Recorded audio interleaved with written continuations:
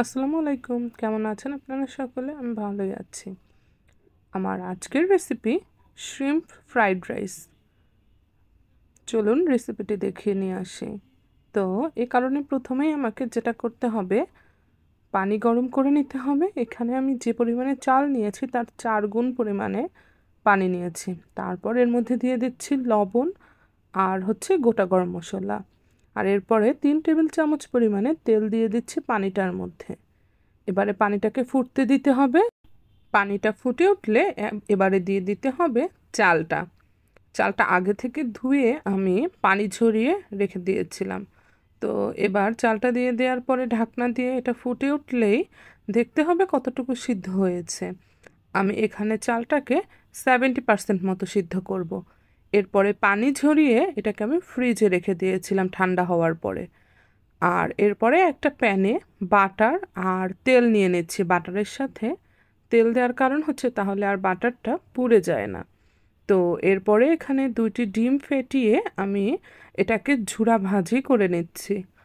ও আর চালটাকে যখন 70% মতো ভাত হয়ে গিয়েছিল, ঠান্ডা করে ফ্রিজে রাখার কারণ আপনি যদি ঠান্ডা ভাতটা দিয়ে ফ্রাইড রাইস করেন তাহলে রাইসটা খুবই ঝুরঝুরা আর একটার সাথে একটা লেগে যাবে না।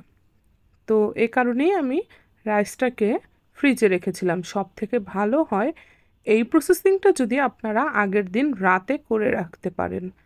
তো এবার আমি ডিমটাকে নামিয়ে নেব। আর এরপরে প্যানে আবার কিছুটা তেল দিয়ে দিচ্ছি। আর এর মধ্যে দিচ্ছি রসুন কুচি। এরপরে দিয়েছি চিংড়ি মাছ। তো এবার রসুন আর চিংড়ি মাছটাকে মিনিট 2 সময় নিয়ে ভেজে নিয়েছি।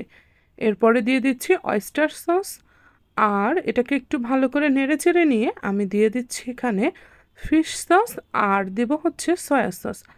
আমি কিন্তু এখানে টমেটো সস ব্যবহার করিনি। আর এরপরে দিচ্ছি আমি পেঁয়াজটাকে এভাবে বড় করে কিউব করে কেটেছি। আর এবারে দিয়ে দিচ্ছি চালটা। এখন এটাকে হালকা হাতে মিশিয়ে নিচ্ছি। আর এখন আরও 2 টেবিল চামচ বাটার যোগ করে দিয়েছি।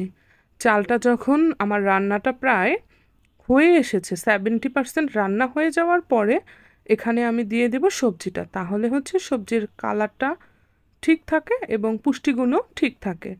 এবার উপর থেকে কয়েকটি কাঁচামরিচ ছড়িয়ে দিচ্ছি আর দিচ্ছি ভেজে রাখা ডিমটা। এবার নামিয়ে নেওয়ার আগে সামান্য চিনি আর লবণটা চেক করে নিয়ে যদি প্রয়োজন হয় একটু লবণ দিয়ে নামিয়ে নিলেই তৈরি হয়ে যাবে মজাদার শ্রিম্প ফ্রাইড রাইস। অবশ্যই বাড়িতে ট্রাই করে দেখবেন আর আমাকে জানাবেন কেমন হলো। আল্লাহ হাফেজ।